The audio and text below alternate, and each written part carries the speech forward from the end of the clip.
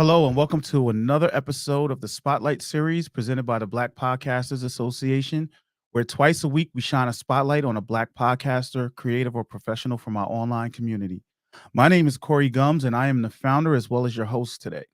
If you're watching this on YouTube or one of your favorite social media platforms, please make sure you like, subscribe, or follow, and tap any notification bells to get alerts of our upcoming episodes. And if you're interested in becoming a member of the Black Podcasters Association or learning more about what we do, you can go to our website at blackpodcastersassociation.com. Today, we would like to welcome 9 times published author, certified editor, and host of the Editor Knows Best podcast, CaTyra Polland. CaTyra is CEO for Love of, she's the CEO of Love for Words, got a little tongue twisted there, an editing boutique for writers and authors, as well as the founder of the Literacy Love Scholarship for high school students in Rochester, New York. She has a lot more. I didn't want to talk about it. I wanted to give her an opportunity to talk about it. So welcome, CaTyra, and thank you for being on here on the Black Podcaster Spotlight. Thank you for having me as a guest. I appreciate it, Corey. So real quick, we just like to we like to highlight Black podcasters in the podcasting space. And first question I typically ask our guests is, who are you? How did you get into podcasting? Tell us about your journey into podcasting. Yeah, so again, my name is CaTyra Polland, and I started Editor Knows Best in 2020, shortly after the COVID-19 pandemic came about. So it's something I always thought about, and I really wanted to create a space for Black creatives to be able to talk about their books and their journeys to becoming published, for advice to others who are writing books or aspire to write books. And the platform provides that opportunity so that we can tell our stories, and so that we can tell our stories with value and respect and all of the things that our stories deserve to be told with, so that we can open up and share all the experiences that we've had and our journey to becoming published authors. It's not always easy. Sometimes it's confusing. Sometimes it's overwhelming. So Editor Knows Best is an opportunity for my guests to share any tips and recommendations that they have, any advice, and also educate the listeners who might not know what a book formatter is, or what book formatting is, who may not know that there are different types of editing. So I've had editors on my podcast who break down the different types of editing. I've had publishers on the show to talk about traditional publishing versus self-publishing, and some of the pros and cons for each of those. And some of the authors talk about what they've experienced, the importance of editing, or also beta readers, who are people from your target market who read your book before it's published and give you feedback, and how that's different than hiring an editor. So there are many elements to the publishing world, but then adding in, being a Black creative or a Black literary professional brings a whole nother layer. And unfortunately, we're not always welcome in certain spaces, or accepted, or acknowledged, or respected, valued, etc. The list goes on. But the great thing about 2022 is that we have something called the internet. We have podcast platforms that we can control. I decide who's on my show. So if you fill out the guest form and the things that you're saying don't align with my mission and vision, I don't have to invite you to the show. So I really love the creative control of having a podcast, and also learning from my guests, and picking up on some of the advice and resources that they're sharing that I might not have known about. And the other piece of it is, when I interview other editors, is always it's always, what's the word I'm looking for? It's always reassuring to hear that they're experiencing the same things as me, with, clients who want to work with you until they get the quote and realize, Yeah. editing is an investment. Yes, you can find cheap editors, they exist, but what is the manuscript going to look like after you've worked with, someone who's charging a really low rate or a really low price? Are you going to get the best quality? Is it going to be high quality? Or are you going to have a book riddled with, typos and spelling errors? So you have to decide how much you want to invest and how important your book is to you. So it's just really a beautiful thing to be able to speak to other creatives who look like me, who can understand some of the challenges that we have being in the publishing world, being authors and writers, in addition to being Black. So I just really enjoy being able to create that space, and it ties into my editing boutique love for words. I primarily work with other Black female entrepreneurs here in the US, ages 30 to 60, and just closing that gap between, Black authors and Black editors. So, one thing I always say is there is a veil when a Black woman or Black man hands their manuscript to a white editor. There are things that that white editor won't understand because they're white and not Black. And unfortunately, in a lot of cases, in addition to them critiquing your manuscript, you may run into them judging you because you're using names like CaTyra instead of Catherine, or you're using Ebonics or African American vernacular, or you're talking about what's common in urban neighborhoods, whether it's drug dealing or whatever is considered not mainstream. The editor who's outside of your race and doesn't understand the Black culture, typically, well, maybe not typically, but it's more challenging for them not to judge you instead of just Right. focusing on your manuscript. So that's one of the reasons that I became an editor too. So that was very important for me to be able to make sure my clients don't have to worry about being judged in addition to having their manuscript critiqued, because it's nerve-wracking enough to wait for an editor to get back to you and give you a critique without having to worry if they're judging your work or judging you, or don't value what you have to say, doesn't think it matters because it's not mainstream, or they don't understand it, or they've been taught that something is wrong with your culture.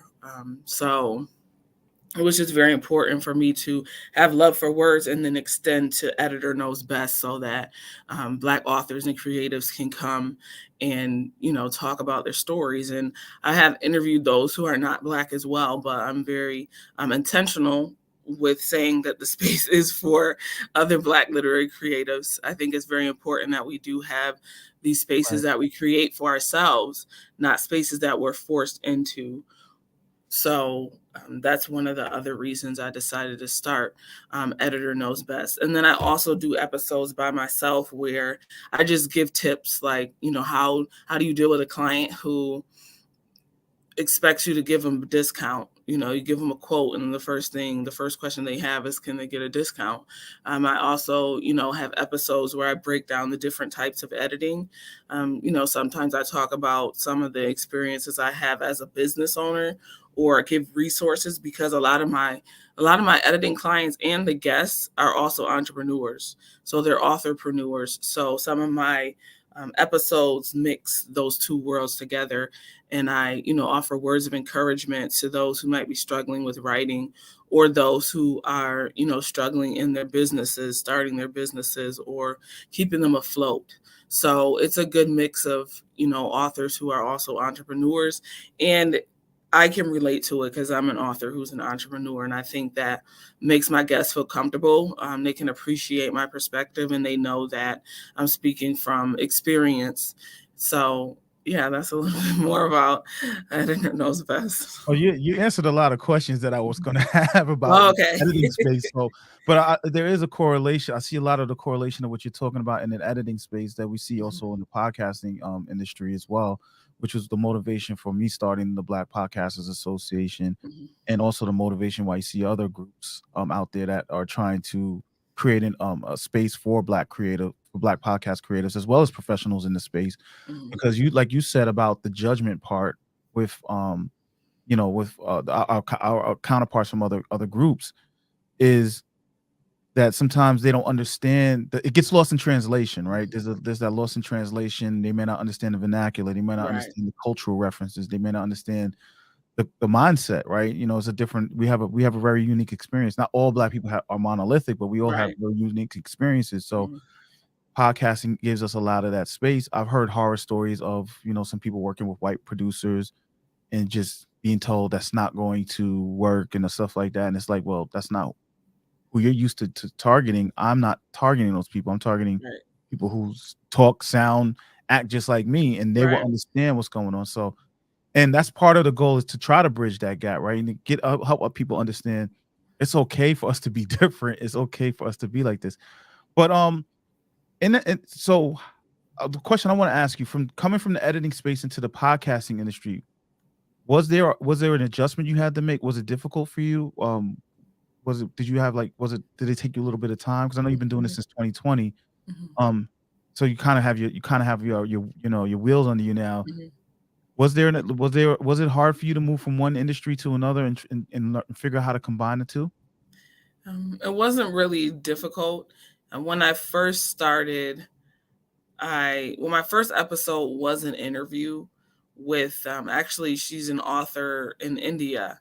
So that was the very first episode that I recorded and published, Mhm. or I don't know if it would be published. I don't know what the right word is. Oh, you But can publish it. That's the okay. same thing. Okay. So yeah, so that was the first one that I did. Honestly, it wasn't a big challenge for me. I do a lot of PR for my business, so I'm used to talking to other people.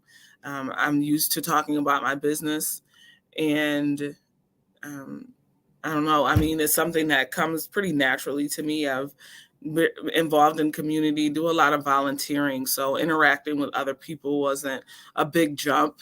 I think that incorporating the solo episodes was new for me because I Mhm. thought the podcast was just going to be interviews, but then realizing, there might be lags and weeks where I don't have any guests, but obviously I want to still have an episode. So I actually reference like my ebook. I have an ebook. It's Editor Knows Best, and it breaks down the different types of editing. So I might just do batch recording and record like 5 or 6 episodes and choose one or two, tips from my ebook and use that as an episode. So no, it wasn't really difficult. I guess the most time consuming part was finding the guests, and just vetting the guests, making sure they were a good fit. Um, but no, it wasn't challenging for me. I didn't really, I mean, the biggest hiccup was the editing piece. Mhm. Like when there's the dog barking in the back or things like that. But Yeah. I was fortunate enough to find a professional who edits my episodes when necessary. It's Ghost Readers Inc. Ghost Readers Inc. So it's an audio company, and they do audiobooks as well. And they're excuse me, they are a couple, a married couple, and they have the business Ghost Readers Inc. and they handle the editing of episodes as I need it. And they also recorded one of my books as an audiobook. So that really helped me because that's what I struggle with. But outside of that, it wasn't too bad. I don't do a script for my podcast.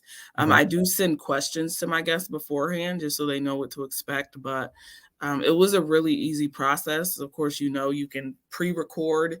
So, all of my episodes are pre-recorded and then I just, future date them. So I didn't have any huge barriers when I transitioned from being an editor into the podcast world. All right, that's dope.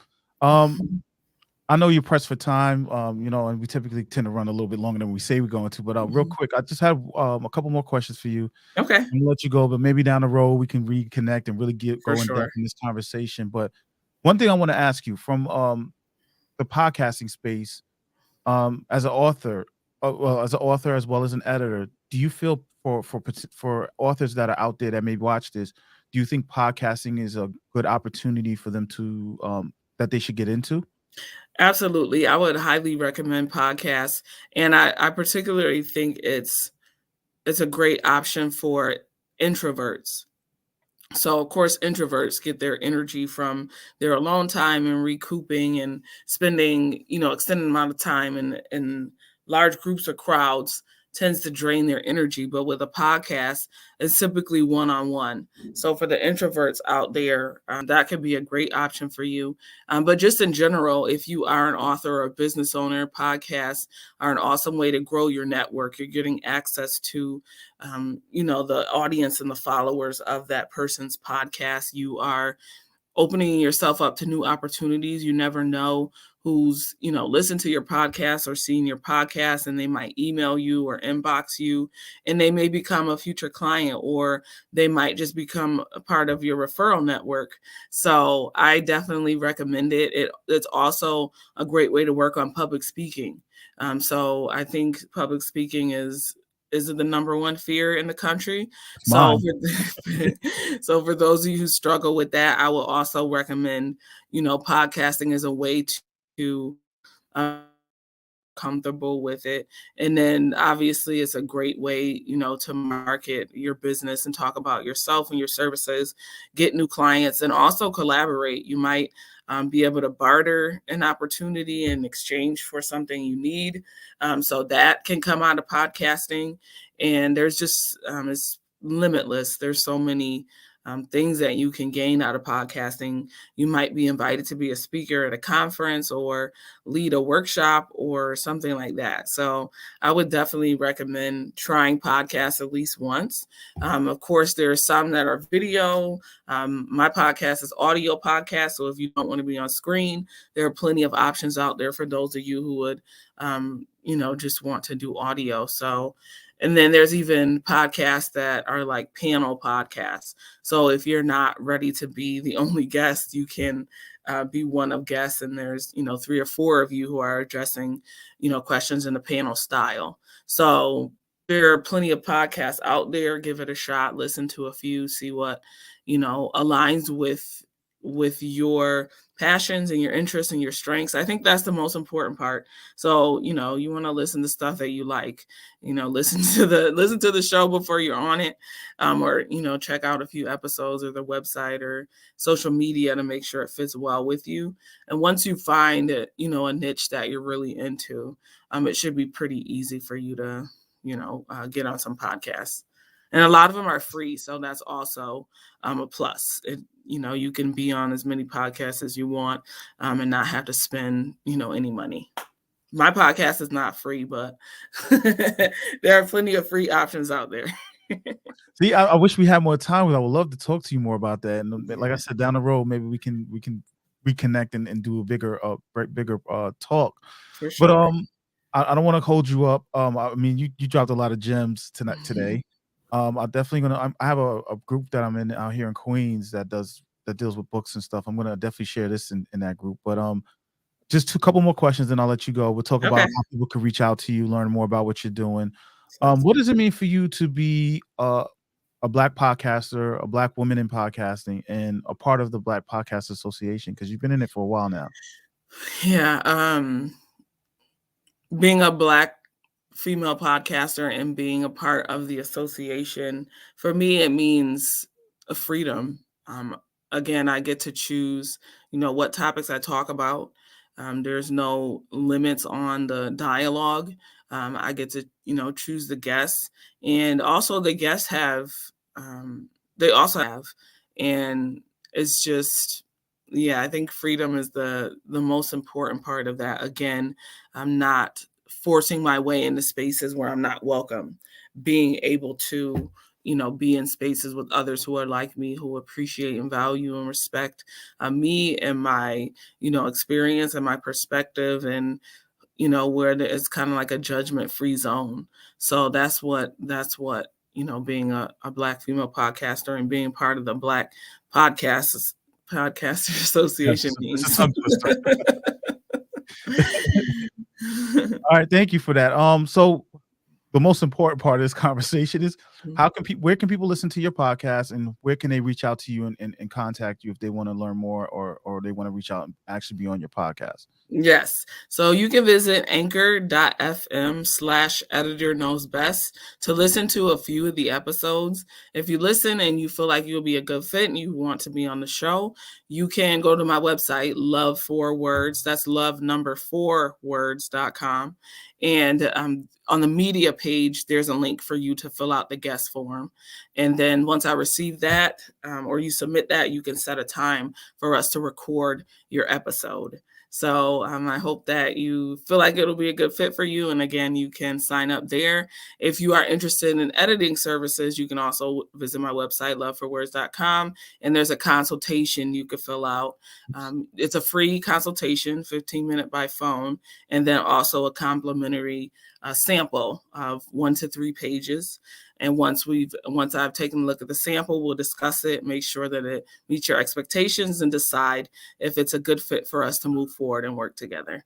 So yes, you can visit my website for my social media as well.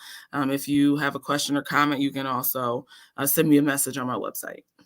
All right, that's dope. And we got a little comment from not a little comment, we got a great comment from Bethany. She's a part of our association, and you now have a fan. It's going to be a great Thanks so connection much. too. So I'm going to be looking forward to you guys connecting and seeing what comes out of that. But CaTyra, again, thank you for your time. I know Thank you. it's pressed for today, but really appreciate having you here, and I look forward to connecting with you more and talking more about this, because I think what you're doing is important just in the literary space, but also Yes. in the podcasting space. So Mhm.